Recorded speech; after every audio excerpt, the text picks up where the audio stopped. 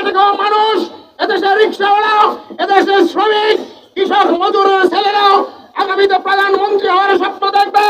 আমরা পারিবারিক বন্ধনে এই রাজনীতিকে আবদ্ধ করে রাখতে চাই না।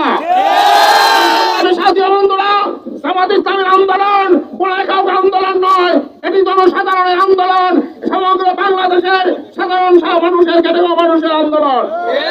আসুন এই 5 দফা দাবি বাস্তবায়নের লক্ষ্যে বাংলাদেশ জামাত ইসলামী জাতীয় কর্মসূচিতে আমরা সেই সমস্ত কর্মসূচিতে অংশগ্রহণ করে এই দাবি আদায়ের মাধ্যমে আগামী নির্বাচন পিয়ার পদ্ধতির মাধ্যমে প্রত্যেকটা ভোটার যাতে সঠিকভাবে মূল্যায়ন হয় সেই দাবি বাস্তবায়নের জন্য মাঠে থাকবো।